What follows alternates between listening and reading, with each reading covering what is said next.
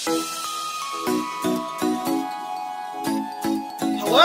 Good day everyone! Welcome to my YouTube channel, Pinoy Mavericks. This is G2, and right now, guess po natin is isang professional welder overseas. Let's all welcome Sir Ronnie! Hello! So Sir Ronnie, kamusta naman? Okay naman. Kayo dyan, kamusta? Well, okay naman. Can't complain. Life is really good right now. Actually, matagal na request ng mga viewers natin na may makausap ako na welder. Kasi marami rin talaga tayong kababayan na gusto mag-welder. First question sana, Sir Ronnie, paano ko nalinya sa trabaho na to, sa welding? Paano ba nagsimula yung lahat? Bali, ang nangyari kasi parang hindi naman sinasadya. Kumbaga, wala sa plano. Galing akong trabaho, pumunta ako ng Antipolos dun sa Santana. May mga tambay-tambay dun. Pinag-uusapan nila na nagtitraining daw sila sa TESDA, welder. Kaya sabi ko, gustong-gusto ko talaga mag-abroad. Mabilis pagka skilled ka. Kaya sabi ko, saan ba training na yan? Baka pwede nyo ako isama. To cut the long story short, nag-training ako sa TESDA. Ang lamang ko lang sa mga nagtitraining, meron akong kakilala na contractor ng Manila Water, ang project niya sa Antipolo. Mga malalaking tubo yung wini-welding.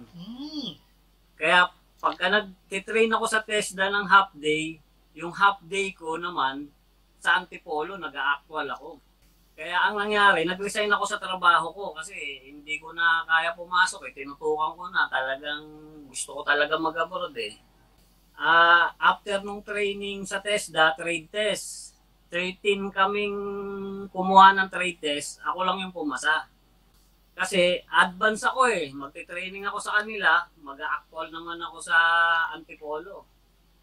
Tapos after ko sa Antipolo, nag-training, after ko pala sa TESDA, tuloy-tuloy pa rin ang training ko sa Antipolo.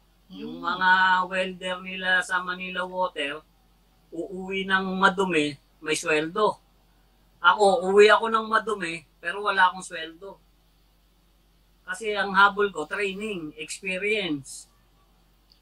Sinaga ko yun ng 3 months. Wala akong sweldo, pero madumi akong uuwi.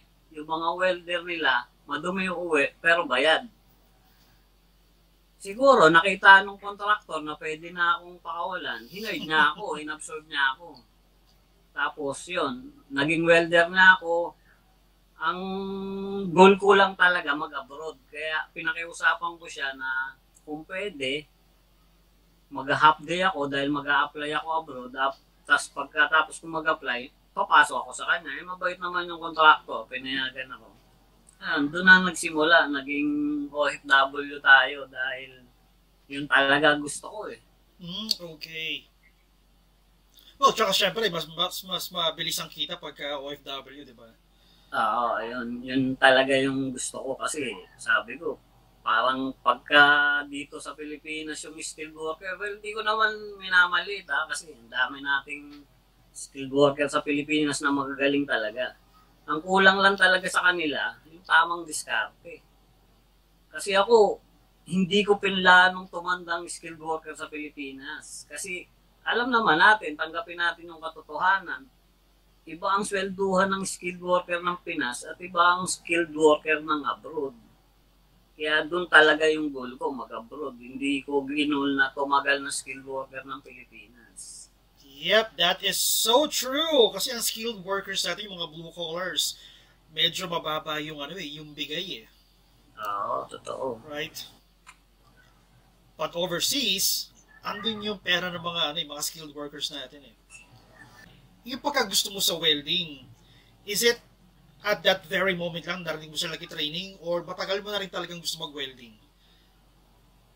Gusto kong pero gusto ko mag-abroad kahit anong trabaho pwede. Kaso ang nakita kong potential, yun kasi libre na training Sabi ko, mabilis, nababasa ko sa mga ads ng abroad. More on skilled, welder, electrician. Sabi ko, siguro ito na yung inaantay ko para makapag-abroad. Training ako, resign ako sa trabaho. Talagang tinutukan ko. So, syempre, sorry, napakalaking sacrifice kasi tatrabaho you're earning money. And then, papasok ng training, wala kang sweldo for 3 months. So, paano ka nakasurvive nung mga panahon na yun? Eh, ang nangyari, mayroon naman akong mayroon akong motor, panggas, tas nagbabaon ako ng pagkain. Kasi, kung pati pagkain ko, bibiling ko, baka hindi ako tumagal ng 3 months. Lang talaga, kung gusto mo talaga na matuto, kumbaga, tsinaga ko talaga kahit hindi nila ako pasweldoin, at least yung knowledge ko, yung skill ko, mas nag-i-improve sa kanila. Exactly. Nade-develop. Well, kung karamihan sa ating ganyan ng mindset, siguro marami rin talagang aasenso eh. Kasi parang ang nakikita ko sa mga Pilipino, pag walang sweldo, ayaw nila eh. Parang ayaw sumugal eh, di ba? Sa knowledge na makukuha eh. Totoo. Ang ano ko kasi nun, ang unang alis ko, Saudi Arabia. Ang liit ng sweldo. Parang kumbaga, katumbas lang din ng skilled worker dito sa Pilipinas, yung susweldoin ko ron. Oh. Pero ang niya, libre naman ng pagkain, libre tira, kumbaga libre lahat. Pinatos ko yun kasi ang habol ko, makapag-experience ako abroad. Kasi Correct. iba yung may experience ka na abroad eh. Sabi ko, 2 years lang naman to. Papatulang ko na to. Dahil wala naman akong experience abroad eh. Sa madaling salita, umalis ako na yung sweldo ko maliit. After 2 years, umuwi ako. Nag-apply naman ako papuntang Qatar. Tapos pagdating ko sa Qatar, bago pala interview sa akin, ang offer sa akin, same lang ng sweldo ko sa Saudi. Hindi ako pumayag. Kasi yun ang info lang eh, info. Marami tayong mga kababayan na nag-a-abroad na nagre-reklamo dahil ang liit ng sweldo. At totoo naman, kasalanan nyo, kaya maliit dahil tinanggap nyo yung offer na maliit. Agree. Kasi ako, nung pangalawang alis ko, ang offer sa akin, kaparehas lang nung unang alis ko, hindi ko tinanggap. Kasi sabi ko, sinusweldo ko na dati yan, hindi ko nasusweldoin sa inyo yan. Kaya kung ayaw nyo sa akin, ibalik nyo papel ko, mag-a-apply ako sa iba. Hinaamon ako ng employer ng trade test. Sabi ko, sige, magte-trade test ako, basta kayo magbabayad ng trade test. Pumasa ako sa trade test, sinunod nila yung asking salary ko. Kaya, kumbaga, tumaas ang sweldo ko.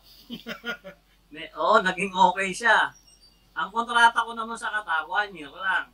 Nung nasa Qatar naman ako, nung nag-file na ako ng, uwi na ako ng Pilipinas, yung girlfriend ko pa lang yun eh, yung asawa ko ngayon, ipinasa yung resume ko papuntang Japan. Wala akong alam na may nakita siyang applyan, alam niyang pauwi na ako, isinend niya yung resume ko papuntang Japan. Hiring sa Japan. Pag uwi ko, 1 week pa lang, tinatawagan na ako ng agency. Sabi sa akin, sir, nagpasa po kayo ng resume, meron po kaming initial interview. Sabi ko, hindi ko alam. Sinabi ngayon ng girlfriend ko na na may pinasahan siya ng resume. Sa madaling salita, pinuntahan ko. Initial, pumasa ako, tapos employer's interview, ang dami namin. Ang pumasa lang, 2 lang kami. Oh my. Oo, ang dami namin dinaanan. Panel interview, tas actual interview, tas nag-testing kami. Yung sa testing, doon naubos yung yung mga aplikante. Bali, 2 lang kaming pumasa. Ako yung priority. Hindi, 3 kami. 2 kaming priority, isa yung parang spare. Kung may babagsak sa amin sa medical, siya yung hugutin. Buffer, yeah. Oo. Awa ng Diyos naman na pumasa. Pasado lahat. Kaya ang nangyari, pagka nung panahon din na yun, yung time na nag-asawa na ako, kinasal kami, buntis si Mrs., hindi pa pinapanganak yung panganay ko, nakaalis na ako papuntang Japan. Hindi ko na nakita. But it's okay, right?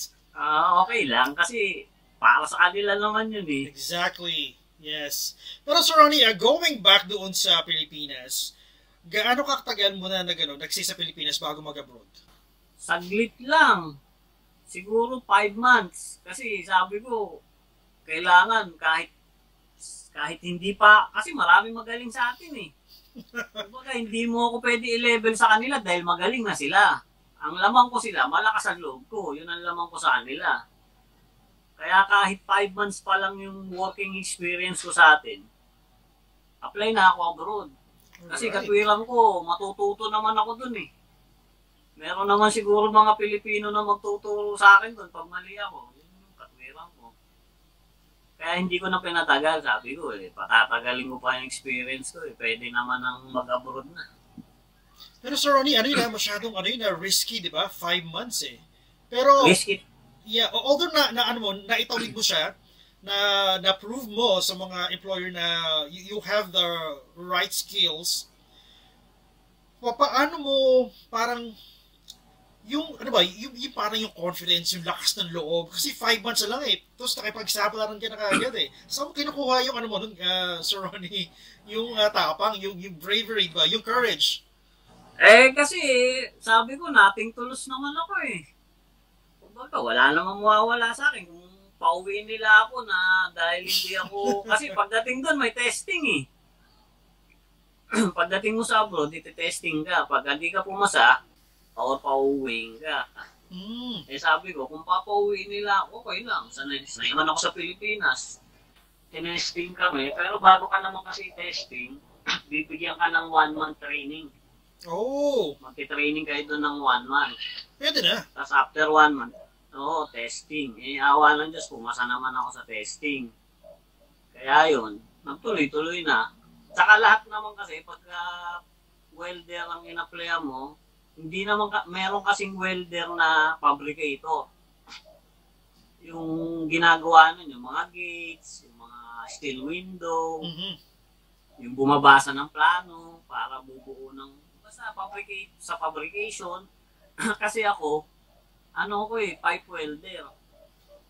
6G ako, mga tubo ang wini-welding ko. Kaya talagang iti-testing ka. 5 months. 5 months, di ba? Parang nothing to lose.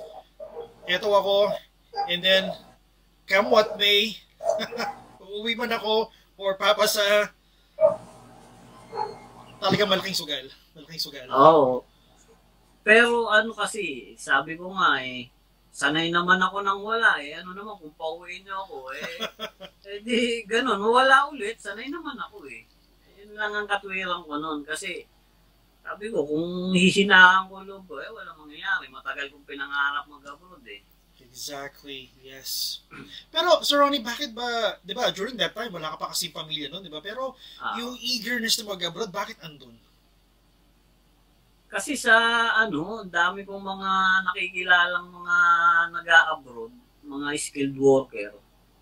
Nakikita ko yung pagkakaiba Ibang-iba yung skilled worker sa abroad at ibang-iba yung skilled worker sa Pilipinas. Hindi naman sa pagmamaliit sa mga skilled worker natin dito. Halos walang naipupundar yung mga skilled worker natin dito. Yeah. Hindi gaya sa abroad, kahit pa paano. Makapagpundar ka ng kahit maliit na bahay, di ba? Yun ang sabi ko, iba talaga ang abroad. Kaya yun ang ginusto ko na talaga. Abroad talaga ang pinatarget ko. Pero Sir Ronnie, going back dun sa Nawasa na Manila Water. So yung 5 months mo na stay doon, ano yung mga naalala mong challenges na talagang pinahirapan ka? Madami. Na-encounter ko, bumabagyo, nag-welding kami. Nakakatakot kasi ang lakas ng ground. Pero kailangan ng tapusin dahil may inspector kinabukasan, kailangan i-check. Nagsimula kami magtrabaho, mga 4 ng madaling araw, ang lakas ng ulan. Kumbaga nilagyan lang kami ng bubong para lang matuloy, pero yung paligid namin, yung sapatos namin, basa. Ang lakas ng ground, pero awa ng Diyos, naitawid naman. Ang naging technique na lang, magtatanong ka sa mga veterano. Kasi Isipin mo, ilang months pa lang experience ko, hindi ako naka-encounter ng gano'n na nagwe-welding sa basa. Mm. Kaya, nagtatanong ako sa mga veterano, ano bang diskarte rito para maitawid ko to? Dahil ako gagawa, sila tapos na eh. Naitawid na nila yung trabaho nila, ako hindi pa eh. Kaya para matapos ko to kasi ang lakas ng ground. Tinuruan nila ako ng tinuruan na may mga technique naman para hindi ka mag-ground. Ayun, kaya naitawid. Tapos naka-encounter din ako na nag-welding ako sa loob ng tubo. Ang kapal ng usok, nasira yung exhaust fan. Ang hirap sa loob, halos pagka napuno ng usok, hindi ka makahinga. Kaya every 3 minutes siguro, 2 minutes, tumitigil ako, tumatakbo ko palabas. Inaano ko yung tubo dahil sa kapal ng usok. So, ano tayo sa trabaho mo, Sir Ronnie? So, medyo nga siya, di ba? Medyo life threatening siya kung tutusin eh. Do you feel na nahuhuli ka na ba sa biyahe? I mean, when it comes to parang success in life? Kaya medyo talagang gustong-gusto mo na mag-abroad during that time? Oo, kasama na yun. Kasama na feeling ko, sabi ko, yung mga kaidaran ko successful na sa buhay. Ako, sabi ko, walang nangyayari. May trabaho ko, maayos naman, pero yung sweldo, parang hindi kaya magpamilya. Kaya sabi ko, wala, naiiwanan na ako. Kaya sabi ko, gusto ko talaga. Kumbaga, kung hindi ako gagawa ng paraan, walang mangyayari. Buti na lang, yun nga, may nakapag-introduce sa akin ng welding. Yun din talaga yung bumago sa buhay ko. Alright. So, yung unang talon mo is sa Saudi Arabia, no? So, pag talon mo ng Saudi Arabia, yung pinaka-first day mo ng trabaho doon, kamusta naman yung experience? Yung mga tao, yung work ethics, paano mo hinandle yun? Actually, nung unang hindi ako nakaramdam ng lungkot. Hindi ako nakaramdam ng homesick, hindi ako nanibago sa trabaho kasi ang dami namin Pilipino. Lahat ng kasama ko sa area, puro Pilipino. Tapos matatapat ka sa Pilipino na tutulungan ka.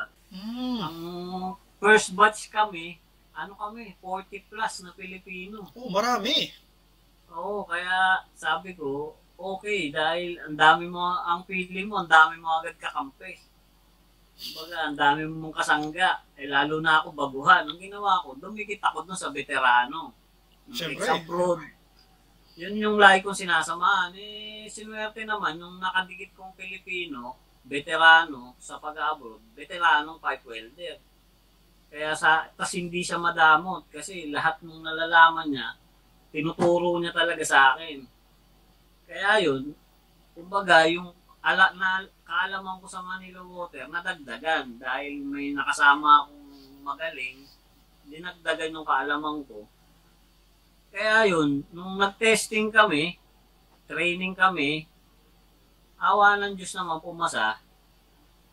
Ang testing namin, X-ray. Ini-X-ray yung welding, 6G X-ray. Pumasa naman, sinuwerte naman. By the way, Sir Ronnie, pwede natin i-shoutout dito kung sino man yung napaka-professional na colleague mo na yan, ha?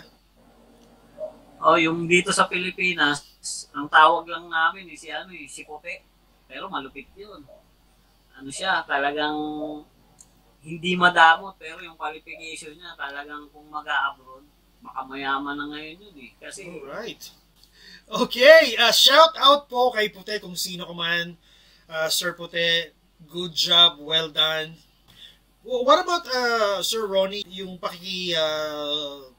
sama mo sa mga boss? Siyempre mga banyaga yung mga yan eh. Kamusta naman yung culture nila? Kasi sa abroad, sa Qatar, sa Saudi, mga amo doon, mga Lebanese, kumbaga ang hirap nila yung katatapos mo lang, tapos magpapahinga ka, makikita nila nagpapahinga ka, galit. Oh. Kaya ang ginagawa namin, pagka nakita namin sila, naghahanap kami ng ibang gagawin. Huwag lang nilang makitang, kasi katatapos mo nga lang, magpapahinga ka lang eh. ay parang galit sila pagka ganun. Kaya ang gagawin namin, pag nakita na parating sila, kahit katatapos lang namin, nag-aanap kayo ng kakalikalikutin para lang hindi sila magalit. Pero sa totoo mas madali ang trabaho ng welder sa abroad kumpara mo sa Pilipinas. Kasi sa Pilipinas, ang welder sa skill ko, talagang bugbugan yung trabaho eh. Lalo na sa pipe welding. Yeah. Pero pagdating mo sa abroad, hindi siya ganun ka-pressure. Mas easy ang trabaho kumpara mo sa atin. Para lang sa kaalaman ng ating mga viewers, meron ba tayong mga iba't ibang levels ng mga welders? Meron, may mga kasi ang welder, iba-iba naman kasi ang niyan. Merong art, may SMAW, may GMAW. Iba-iba sila. Gaya ko ako, art welder. Certified. Kasi bago ka tawaging certified, kukuha ka ng mga testing. Kukuha ka ng WQT, ng ABS, ID. Bibigyan ka ng ID as proof na certified welder ka, tapos andun yung number mo. Lahat ng weldingin mo, ilalagay mo yung number mo doon. Para kung sakaling magka-problema yung winelding, andun yung number mo, ikaw yung hahanapin, ikaw ang magre-repair.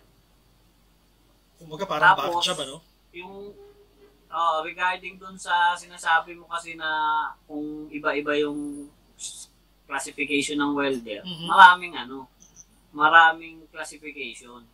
Kasi ako, lang ako Ismawer lang ako.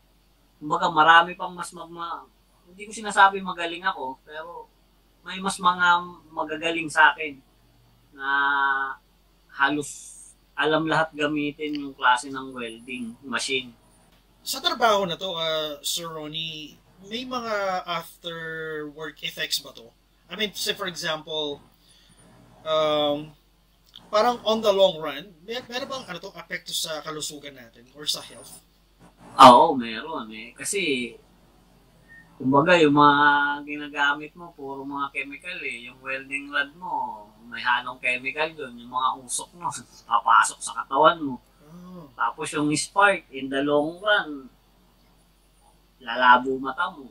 Kasi, kumbaga, habang tumatagal, naiipon yung usok na ini-intake mo. Kasi napaka-imposibleng hindi mo malanghap yung usok ng welding rod tas ng melt ng bakal. Yung mga high carbon, mga chemical may mga chemicals yan na papasok sa katawan mo. Kaya, hindi ko rin talaga masasabi na walang epekto. Kaya tingin ko may epekto talaga kasi nalalanghap natin lalo na yung welding, yung electrode.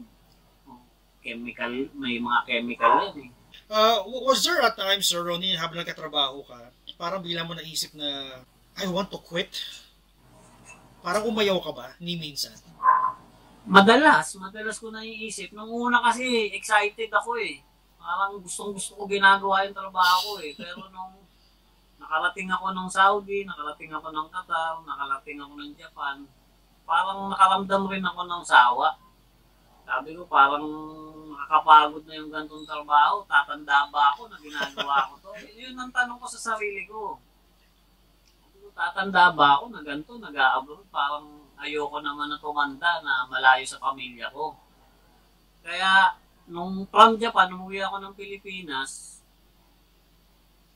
may na-applyan ako. Doon ako, kumbaga, yun ang pinakamagandang napasukan ko sa pagiging welder, yung huling-huli kong napasukan. Kumbaga, maganda yung Japan, tinalo niya Mas maganda yung huli kong napasukan. Sa rin siya, Alcobar, parte ng Saudi Arabia, pero Aramco. Nasa drilling kami ng oil and gas. Kaya, nung unang beses na nung pagdating namin, ang amo namin, puro American company. Tapos under kami ng Aramco. Kaya yung sweldo niya, tinalo yung sinusweldo ko sa Japan. Hmm. Kumbaga, okay na okay. Talagang sabi ko, baka dito na ako makaipon na maayos. Kaya, unang buwan ko siguro, so sabihin na natin 3 months ako ron, tinawagan ko na asawa ko, sabi ko sa kanya, mag-isip ka ng negosyo. Wala akong planong tumanda rito, sabi ko sa kanya. Kasi habang malaki ang sweldo, pero napakahirap ng trabaho. Doon ako siguro lahat ng pagtitiis sa hirap ng trabaho, nagawa ko doon. Kasi talagang ang hirap, napakahirap ng trabaho. Puyat, bigat ng trabaho. Sama-sama, malaki sila magpasweldo. Pero susulitin nila yung susweldohin mo, kailangan mong paghirapan talaga ng matindi. Oh my. Merong times na magtatrabaho ka ng 30 hours, tuloy-tuloy yun. 30 Hindi hours? hindi kayo pwede magpahinga kasi once na sinimulan namin yung trabaho, bawal namin iwanan. Kaya doon ako nag-isip na sabi ko, ayoko tumandang ganito. Sabi ko, ang bigat ng trabaho, ang layo ko sa pamilya, delikado. Kaya sinabihan ko asawa ko, sabi ko sa kanya, mag-isip ka ng negosyo, pasimulan mo na, kung malugi man yan, okay lang, sumusweldo naman ako dito, pwede pa natin ituloy. Sabi ko, kaya kong isupplyan yan, tuloy-tuloy lang hanggang sa makarecover. Correct. Kaya yun, habang nagninegosyo asawa ko, nagtatrabaho siya, nagtatrabaho din ako. Siguro umabot ng mga 2 years na yung negosyo, pinagre-resign ko na yung asawa ko. Sabi ko sa kanya, mag-resign ka na. Nagpaalam siya sa doktor nila, yung may-ari nung pinapasukan niya. Hindi siya pinayagan. Ang ginawa, tinaasan yung sweldo niya. Sabi ko sa kanya, wag mong tanggapin. Sabi ko, mag-resign ka na, kailangan mo ng tutukan. Kinausap niya ulit, sabi niya, magre-resign po ulit talaga ako. Hindi talaga pumayag, tinaasan yung sweldo niya, binigyan pa siya ng 3 araw na rest day. Wow, ang ganda na yun, ha? Oo. So, ang nangyari, kinausap ako nung asawa ko, mag-resign na daw ako, mag-resign ka na dyan. Umuwi ka na rito, ikaw na tumutok, sabi niya. Oo, nung panahon na yun, okay na okay yung sweldo ko kasi yung kumpanya nga maganda magpasweldo pero lahat ng laki ng sweldo mo paghihirapan mo saka bago ka nila bitawan talagang matinding training ang dadaanan mo, ang dami mong training yung sa welding hindi ka nila basta-basta bibitawan, hindi kahit nakita nilang maayos na pagka may nakita lang silang konting problema sa welding mo. Oo. Nasa workshop ka lang, practice ka ng practice. Kaya sumusweldo ka ng basic, pero basic lang kasi mayroon kaming bonus Mm-hmm. Hindi mo makukuha yung bonus mo. Basic lang sa sweldoin mo. Kaya, kailangan mo talagang matuto dahil Pressure hindi ka nila papakawalan. Kasi pagka pinakawalan ka na nila at nagtrabaho na kami sa rig, ang daming inspector na mag-inspect ng welding mo. Oo. Una, i-UUT nila. Tapos, meron silang tawag dito, nitrogen test. Kasi meron pa sila, hindi ko maaalala yung tawag, gagamitan nila ng parang magnetic para makita kung may mga crack-crack yung hinang. NDT. Ang dami nilang gagawin sa welding mo. Yung mo ron, ID number mo, nakasulat. Kaya pag nagka-problema yung welding na yun, ikaw ang hahanapin. Talaga. Pero, Sir Ronnie, sa tinagal mo sa abroad, was there a time ba na medyo pumalya yung trabaho mo at tinawag ka for back job? Sa akin hindi ako magyayabang Sa akin, awa ng Diyos, wala akong naging ganun. Kasi hindi ako pumapayag na hindi maayos yung ano ko. Kasi trabaho ko yan eh. Pagka ni-repair yan, baka 10 beses na mas mahirap ang gagawin ko. Kasi mas mahirap ang repair eh. Kumpara sa gumawa ka na lang ng bago, kaysa mag-repair ka. Kaya, Okay. ang ginagawa ko, sinisigurado ko kahit matagal, kahit magkanda balu-baluktot katawan mo kakasilip kung paano mo tatapusin, sinisigurado ko maayos. Kasi ang hirap mag-repair. Pero at eto na, so tapos na tayo sa Middle East. Yung sa Japan naman, Sir Ronnie, kamusta naman yung trabaho mo sa Japan, yung mga tao, yung mga katrabaho, yung mga boss? Sa Japan, yun yung pinakamadaling pagiging welder na dinaanan ko kasi wala naman silang hindi sila mahigpit eh. Hindi sila mahigpit kasi sa Pilipinas pa lang nakita na naman nila eh. Kaya pagdating sa Japan, wala nang testing. Kaya ako yung sa kumpanya namin, ako yung unang Pilipino. Mm. First time nilang kumuha ng Pilipino, tapos ako pa yung natapat. Ang ako yung batch na 5 years ang kasi 3 years lang ang Japan eh. Pagdating sa akin, 5 years ang naging tatapusin mo yung 3 years, extension ng 2 years. Ang naging problema ko lang, puro inchik ang kasama ko. Puro Chinese. Hindi kayo magkaintindihan sa bahay. Grabe, doon ako nakaranas. Sabi ko nga, hindi ako iiyak sa Japan eh. Kasi galing ako ng Saudi, galing ako ng Qatar. Pangatlong bansa ko ang Japan. Sabi ko, hindi panis na sa akin to. Japan yan, maluwag na bansa yan. Yung sa mahigpit na bansa nga, hindi ko inatrasan eh. Yan pang Japan. Doon pala ako iiyak sa Japan. So, paano mo hinandle yung language barrier doon, Sir Ronnie? Napakahirap. Ang ginagawa ko na lang, trabaho na lang ako ng trabaho. Kasi, yung kasi may sila eh. May Nihongo language training dito sa atin. Pero ang totoo, hindi ka matututo. Puro basic lang ang matututunan mo ron. Puro basic, yung what's your name, namae nandes ka, mga basic. Pero pagdating mo sa trabaho, kakausapin ka ng mga matatandang Hapon, yung mga amo mo ng Hapon na parang Hapon ka din. Yung talagang language na halos hindi mo maintindihan. Kaya kahit di mo maintindihan, ang sagot ko, "Hi, wakarimashita." Opo, naintindihan ko. Ganun na lang ako. Kasi di ko talaga alam eh. Basta ang ginagawa ko yung trabaho kasi madali lang naman yung trabaho. Araw-araw may plano kang hawak eh. So, Sir Ronnie, paano yung syempre, kunyari may instruction yung yung mga Hapon or yung mga Chinese. So, that's another challenge for you, di ba? Paano mo iintindihin yung mga instruction nila? Yun talaga ang problema. Kasi ang Hapon, mababait sila. Napakababait, pero pagdating sa trabaho, mga demonyo yung mga yan. Oo, talagang sila.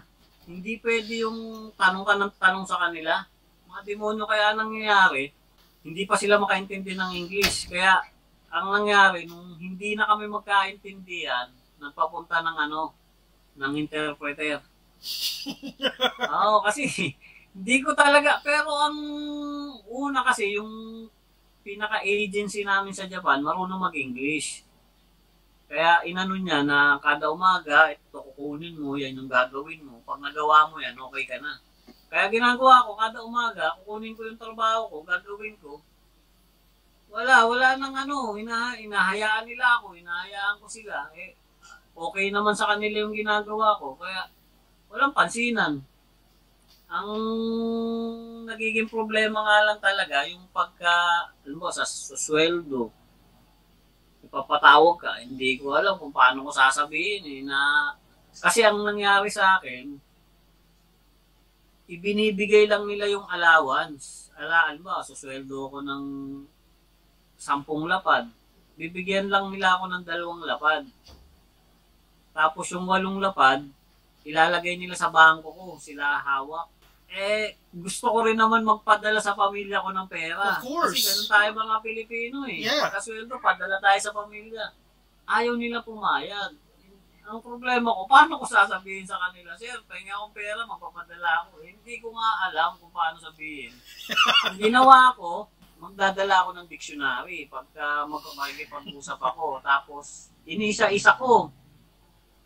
Paano ko hingi ng pera? Anong translation sa Japan yun? Sa Nihongo? Ganun ang nangyayari. Tapos, pag uwi mo sa bahay, kausap mo, 2 insik naman, hindi marunong mag-English, pajab-jab rin ang Nihongo, pare-parehas ka, pajab-jab ang Nihongo. Ang tindi ng homesick ko sa Japan. Talagang wala. Sabi ko nga, kung tumagal ako sa Japan, baka nabaliw ako eh. What about the weather, Sir Ronnie? Ang lamig. Napakalamig. Ang hirap magtrabaho. Ang kapal ng suot mo. Tapos nag-i-snow, nag-ice. Tapos may time na hahawa ka ng basa. Pagka nahawakan mo yung basa, yung daliri mo parang antigas. Ang hirap baluktutin. Napakalamig. Lalo na dun sa napuntahan ko kasi napuntahan ko probinsya eh. Harap, likod, tagiliran, bundok. Nung una, tuwan-tuwa ako dahil gusto kong maka-experience ng snow eh. Oo.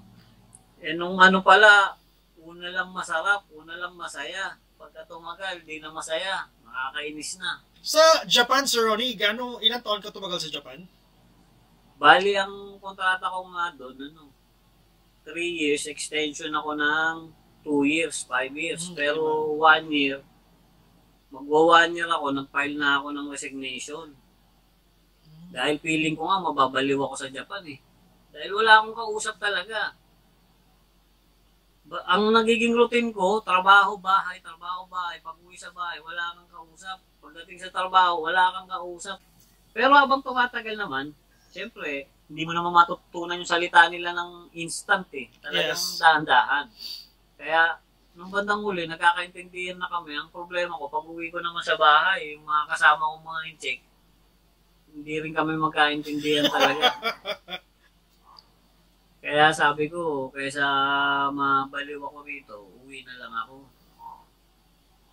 Yung amo ko, ayaw pumayag. Kasi nga, magpapadala na daw sila ng Pilipino. Sabi nila, kuha kami ng isa pang Pilipino para may kasama ka. Sabi ko, pagka dumating yung Pilipinong kinukuha nyo, baka baliw na ako. Kasi matagal eh. Halos 1 year din ang bago nila makuha eh. Matagal yung process eh. Coming from you, di ba sabi mo, na-explain mo naman kung gaano kahirap yung trabaho sa abroad. Kanina ka di ba halos wala ka ng pahinga, talagang hapong-hapo ka, nakakapagod talaga.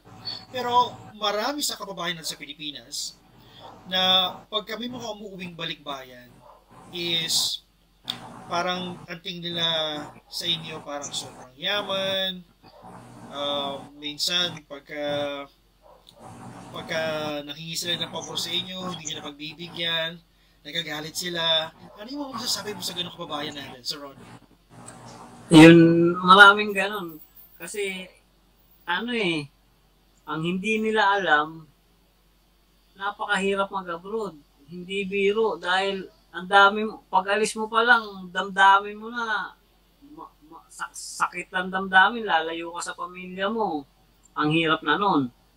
Tapos pagdating mo dun, pag na-tsempo ka, gaya ako sa Japan, wala akong kasama, ako magluluto ng pagkain ko. Kaya, normal lang naman siguro na pag-uwi namin, may ipon kami. Kasi nagtrabaho kami abroad, pero yung mayaman, at pag hiningan nyo, sasama loob nyo, intindihin nyo naman na hindi namin kinuha yun ng parang snap lang nakuha namin, pinaghirapan namin yun, tiniis namin na lumayo sa pamilya namin. Swerte nga kayo, nasa Pilipinas kayo, kasama niyo pamilya niyo eh. Kami, lumayo pa kami para lang magkapera. Kaya siguro karapatan naman namin na ingatan yung inipo namin dahil hindi namin basta-basta nakuha yun. I understand where you're coming from. Siyempre kasi mga OFW din magulang ko and that's always the case. Hindi natin talaga maiwasan na may magtatampo or magagalit. Ito naman, sorry, going back doon sa sa welding proper mo or sa skill level mo. Pagka mag-abroad ang isang Filipino na welder, ano dapat yung mga skills na meron sila? Ang sa akin kasi, pagka nag-a-apply ako noon, ang mga nakikita ko kasi, mga plumber, electrician, mason, welder. Pagka nag-apply ka sa agency, kukunin ng agency yung resume mo. Pero pagdating ng employer, hindi ko mo sinabi mo na mag-apply ako, welder ako. Okay na. Iti-testing ka nila. Dadaan ka sa Hindi pwede yung salitaan lang tayo ng welder ako Okay na. Dadaan ka sa testing. Iti-trade test ka nila. Trade test, yes. Oo. Pagka di ka pumasa, actually sila naman, employer mo naman magbabayad nun Pag pumasa ka, doon na kayo mag-discuss kung magkano yung susweldoin mo, kung payag ka ba sa offer nila. Kung hindi ka papayag, edi magpataas ka. Kung payag ka, tanggapin mo yung offer nila. Pero ang ron, hindi ko mo sinabi mo na skilled ako, skilled ka na. Kailangang alamin talaga ng employer mo kung skilled ka nga. Idadaan ka sa trade test. So may validation talaga na nangyayari. Oo, meron. Okay, so Sir Ronnie, give it a chance. Or if you were given a chance na bumalik ng Japan para mag-welding ulit, babalik ka ba or hindi na? Hindi na. Ayaw ko na. Hindi naman sa pa man. Kasi iba sa Pilipinas Kasama mo pamilya mo, masaya ka. Yun ang hindi kaya bayaran ng pera Kasi pag nag-abroad ka, kumikita ka ng malaki, layo mo sa pamilya mo, yung loob ng mga anak mo, lumalayo sa'yo. Pero kasi kung wala ka namang option, pwede ka mag-abroad. Pero kasi ako meron na akong option ngayon na tumanggi. Kaya hindi na muna. Dito na muna ako sa Pilipinas. Eto, Sir Ronnie. Okay, $1 million question. Normally, magkano ba yung kinikita ng isang welder? Doon muna tayo sa Middle East, sa Saudi or sa Qatar. Kasi ako, based on my experience na lang tayo, hindi na ako lalayo. Nung nasa Saudi ako, siguro nagre-range ang sweldo ko ng mga 15,000 to 20 lang. Ganun lang, first timer ka. Pero sabi nila, malaki na daw yun. Pero, tas nung nagkatara ko, nagre-range ako ng 25 to 30,000. Medyo nag-upgrade ako ng konti. Medyo, yeah. Oo. Tapos nung nag-Japan ako, siguro, mga 50 to 60,000. Mga 70, mga ganon. Pero yung huli kong pinuntahan sa Alcobar, yun yung talaga. Solid maganda magbigay. Solid talaga. Siguro, nagre-range ako doon ng 80 to 100. Wow, not bad. Pero syempre, yung laki ng sweldo, kung ano man yung kinikita ni Sir Ronnie sa abroad, nakabackup yung skills, yung galing, yung experience naman, di ba? Kasi habang tumatagal ka naman, kumbaga, nadadagdagan yung skills mo. Kaya huwag kang papayag na same salary ka pa rin. Dahil marami kasi sa ating mga skilled worker, pagdating sa abroad, nagre-reklamo na ang liit ng offer sa kanila, ang liit ng sweldo nila. Kasi kasalanan nyo naman dahil inoperan kayo ng employer, tinanggap nyo. Kung ayaw nyo kasi ng ganun, pwede naman kayo makipag-negotiate, makipag-bargaining sa sahod nyo. Ano pa yung mga bagay na parang negative side pag nag-abroad tayo? Kasi ang negative na nakikita ko, pagka nag-abroad ka tapos yung bisyo mo sa Pilipinas, dinala mo sa abroad. Oh. Kasi ako, ang dami kong kasama, mas matatagal sila sa akin.